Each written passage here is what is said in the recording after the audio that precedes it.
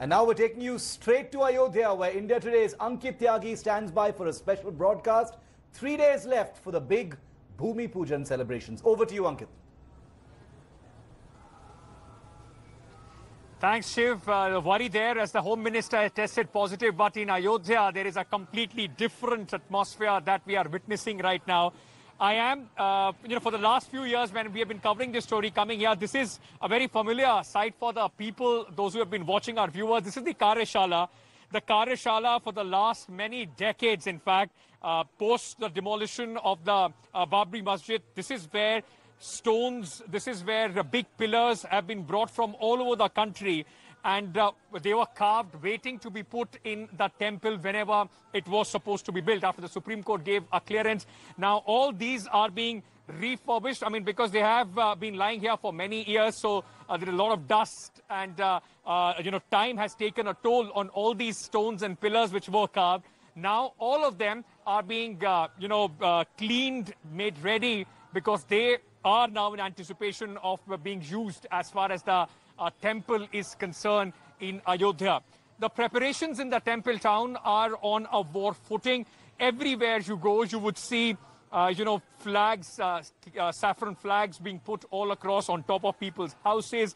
There are also, in fact, the entire town which has been colored in the color yellow. Now, on 5th August, the Prime Minister will be coming here. We have been, in fact, bringing detailed reports about what all will be the arrangements, who all will be sitting with him. But there is another aspect as well. There is a looming COVID fear in that temple town of Ayodhya after the head priest, one of his subordinate, who was supposed to be present at the main program, tested positive. There are 16 policemen, those who have also tested positive. And despite the huge arrangement, the turnaround in Ayodhya, the medical facilities, of course, remain dismal. So keeping all that in mind, the administration is now extra cautious. There have been more than 200 tests being conducted on the policemen, on the priests, those who will be conducting the Bhumi Pujan. They are now conducting tests every single day to determine whether anybody is positive. Of course, there are strict protocols which have been put in place. Even the hospital in Ayodhya, which the periphery, the outer walls have been covered in yellow color. At this point of time, all of those hospital new equipment has been brought in. So the people of Ayodhya would be hoping that equipment would be left here so that it can be used by the people after the big event is over. ये पोशाक श्री पंडित जी महाराज कल्की जी महाराज रामायण दल trust के अध्यक्ष उनके द्वारा ये तैयार कराया गया है। सोमवार के लिए सफ़ेद और मंगलवार के लिए लाल और बुधवार के लिए एक विशेष रूप से ये तैयार किया गया है। बुद्ध का पोशाक हरा और केसरिया रंग भी तैयार किया गया है। कितने बजे प्रधानमंत्री यहाँ पहुँचेंगे और कितने देर यहाँ रुकेंगे, किस तरह का पूजन होगा?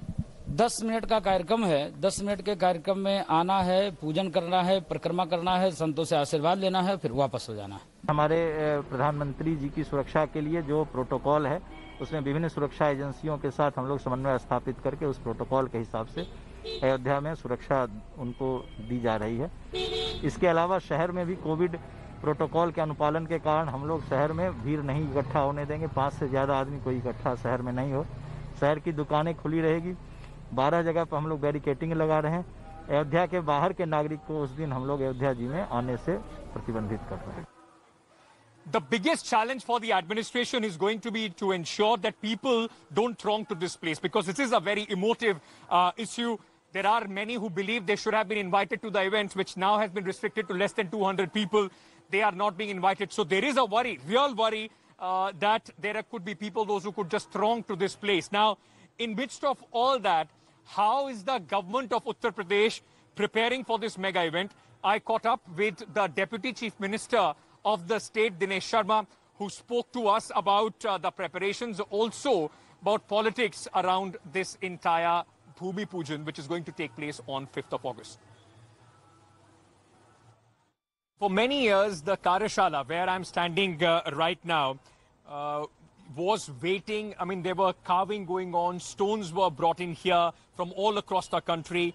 And all that you see behind me are the pillars that were waiting to be put in the temple whenever the court was to decide on that day. Now, the Bhumi Pujan is going to happen on August 5th, and all these pillars which were waiting for some action, which were waiting, to be used now, are being cleaned as the date for the temple, at least for the starting of the construction of the temple, has been decided. How is Uttar Pradesh and Ayodhya gearing up for this? To talk more about this entire program, I have Deputy Chief Minister of Uttar Pradesh, Dinesh Sharma, who is joining us on the broadcast. Dinesh ji नमस्कार, बहुत बहुत शुक्रिया आपका India today से बात करने के लिए। मैं आपसे जानना चाहूंगा किस तरीके की तैयारियां हैं 5 अगस्त की। अयोध्या जो अभी तक इंतजार में थी वो भूमि पूजन देखेगी 5 तारीख को, क्या अलग मिलेगा लोगों को अयोध्या में देखने के लिए? देखिए, अयोध्या नगरी अपने आप में ऐतिहासिक है और इस ऐतिहासिक में एक इतिहास का पन्ना और जुड़ रहा है कि 500 साल की प्रतीक्षा पूरी होने वाली है और इस प्रतीक्षा में श्री राम जन्मभूमि पर भगवान मर्यादा पुरुषोत्तम राम का मंदिर का निर्माण हो, ये जो लोग चाह रहे थे, इतनी लंबी प्रतीक्षा के बाद उनकी आज इच्छा पूरी हो रही है। तो ये दृश्य अपने आप में बड़ा अनुपम और अनूठा है। लोग तो यहाँ पर जो लोग श्री राम जन्मभूमि मंदिर निर्माण के आंदोलन से जुड़े थे उनकी संख्या करोड़ों में है और सभी के मन में था कि ऐसा दृश्य को देखने के लिए वो उपस्थित हो सकें।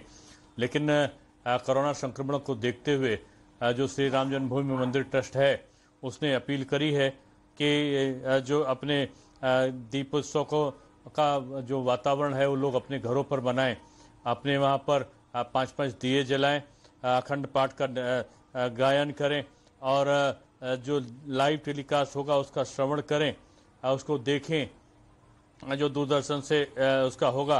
तो ये सारी चीज़ें इस तरीके से देखते हुए किया गया कि कोरोना के संक्रमण का जो दुष्प्रभाव है वो किसी पर ना पड़े, इसलिए एकदम सीमित संख्या में मात्र सैकड़ों में लोग यहाँ पर आ रहे हैं और जो लोग भी यहाँ पर आएंगे उनके पूरे पंडाल को सैनिटाइज करके और उनके दूर दूर बैठने की व्यवस्था को सुनिश्चित किया गया है और इसलिए ये कहा जा सकता है कि आज का जो ये दृश्य है वो अनुपम होगा, ऐतिहासिक होगा और ऐसा मन में हर्ष भरने वाला होगा जिससे पूरी दुनिया देखेगी। और ये अयोध्या नगरी केवल ऐतिहासिक परिप्रेक्ष्य में न रहे बल्कि पूरी अयोध्या नगरी एक नई अयोध्या के रूप में विकसित हो सके। आप अभी से देख रहे हैं कि चारों तरफ साफ सफाई का काम चल रहा है। यहाँ पर हनुमानगढ़ी का राम जन्मभूमि से लेकर हनुमानगढ़ी तक का मार्ग आप देखें एकदम बदल गया है।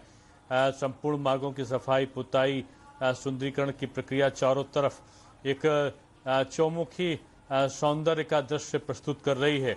जगह जगह पर अखंड पाठ अभी से शुरू हो गए हैं और अगर आप देखें तो पूरी अयोध्या जैसे आह्लादित है और प्रतीक्षा कर रही है कि मर्यादा पुरुषोत्तम राम के मंदिर का कब शिलान्यास हो। दिनेश जी, आपने कहा पूरी अयोध्या को बिल्कुल चमकाया जा रहा है, पुताई चल रही है।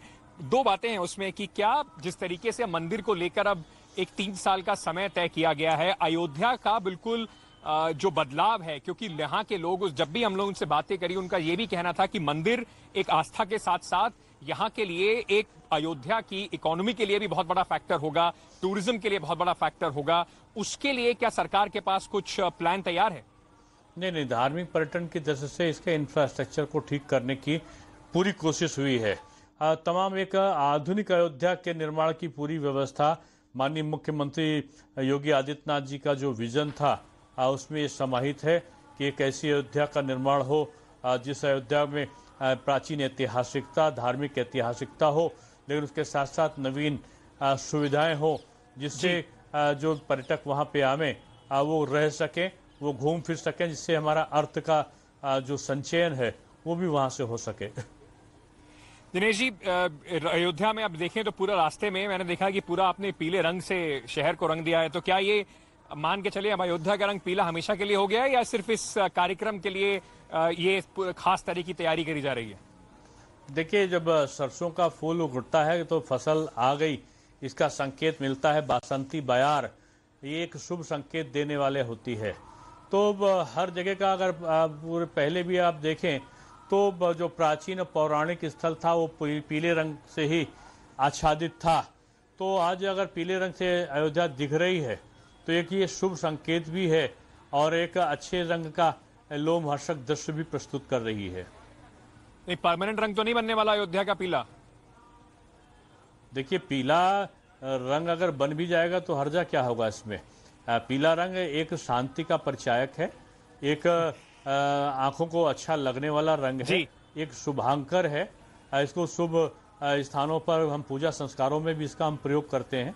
तो पीला रंग कोई किसी प्रकार का ऐसा नहीं है जिससे कोई अशुभ लक्षण जाहिर होते हों। दिनेश जी, आपने कहा कि जो लोग हैं वो घर पर ही रहें, टेलीकास्ट देखें पूरा इस कार्यक्रम का। कोरोना काल है, इतने सारे आपने खुद ही बताया करोड़ों लोग इस पूरे आंदोलन से जुड़े थे। लोगों को रोक पाएंगे आप लोग?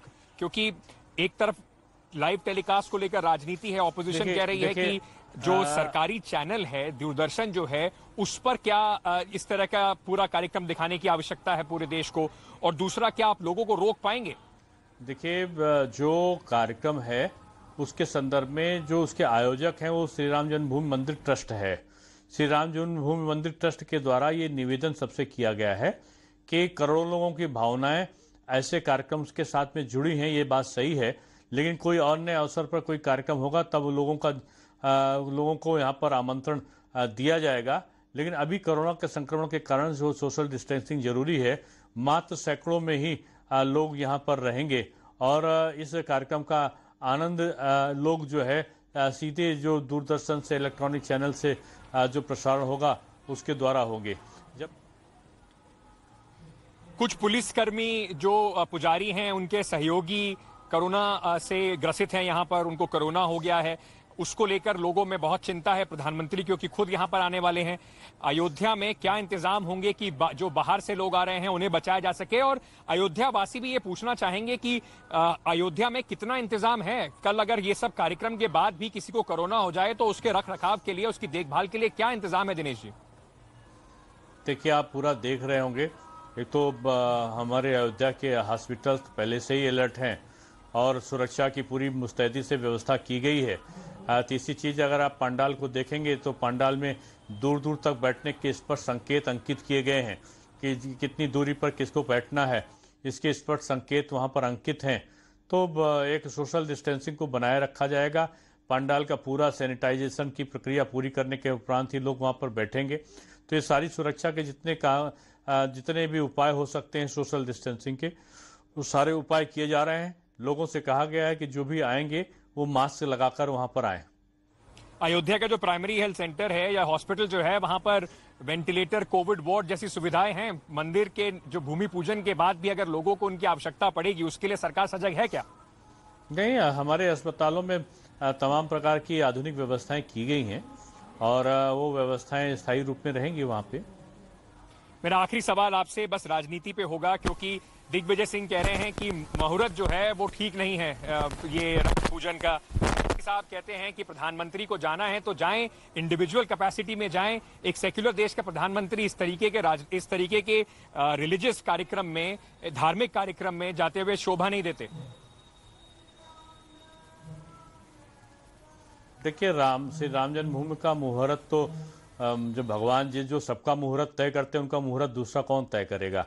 वो तो अपने आप में परिपक्व और पुष्ट है। लेकिन दिग्विजय सिंह जी का मुहूर्त जरूर अच्छा नहीं कि राजनीतिक रूप में वो इस समय वनवास की स्थिति में है। उनका हमेशा बयान जब भी आता है तो नकारात्मक ही आता है, सकारात्मक बयान की उनसे उम्मीद भी नहीं की जा सकती। सर, बहुत बहुत शुक्रिया हमसे बात करने के लिए और बताने के लिए कि क्या तैयारी है यहाँ पर अयोध्या में। Thank you so much for speaking to India Today. So that was the Deputy Chief Minister of Uttar Pradesh. Also remember, in the long battle, court battle that this entire issue has seen, one of the most emotive issue, there have been many times when it was not only just political, but there have been social discord also around and because of this issue. Now, with the court deciding it and of course the Bhumi Pujan, there is hope that it will be the beginning of taking everybody together, of some sort of inclusiveness as far as this issue is concerned.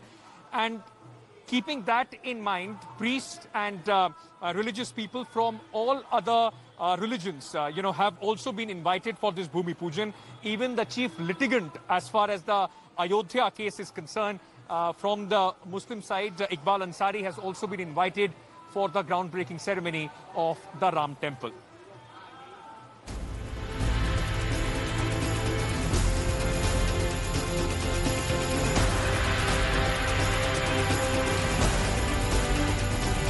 It's the big countdown to the Ram Mandir. Ayodhya is gearing up for the biggest event in decades.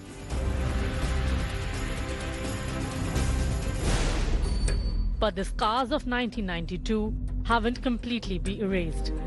And that's why on 5th August, on the day the foundation stone of the temple is laid, the big message will be that of harmony.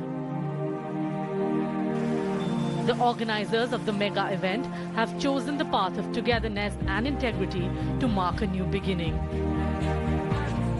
The Bhumi Pujan on 5th August will witness coming together of religious leaders of different faiths. Among those invited are the Uttar Pradesh Sunni Central Waqf Board Chairperson Zafar Farooqi, eminent social worker Muhammad Sharif, Iqbal Ansari, the main litigant in the Ayodhya land dispute case. Ayodhya में एक ऐसा माहौल है, गंगा जमुनी तहजीब है, जिससे हिंदू मुसलमान हमेशा एक साथ में हमेशा खड़े रहे, हमेशा कोई विवाद नहीं रहा। आज सवाल राम मंदिर का है। माननीय प्रधानमंत्री जी नरेंद्र मोदी जी आ रहे हैं, हमारे देश के प्रधानमंत्री हैं, भूमि पूजन में आ रहे हैं, तो हर आदमी को इस बात की खुशी है कि हमारे शहर में, हमारे महल में माननीय प्रधानमंत्री जी आ रहे हैं, तो उनकी स्वागत करने के लिए हम भी जाएंगे।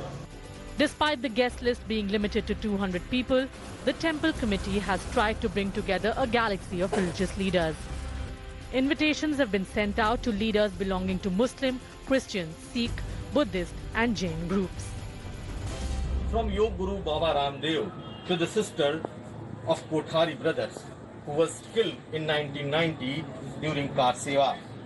The temple committee also invited prominent Muslim personalities for this Ram Janmabhoomi Bhumi Pujan event. The committee wants that the message of unity in diversity goes all across during this event.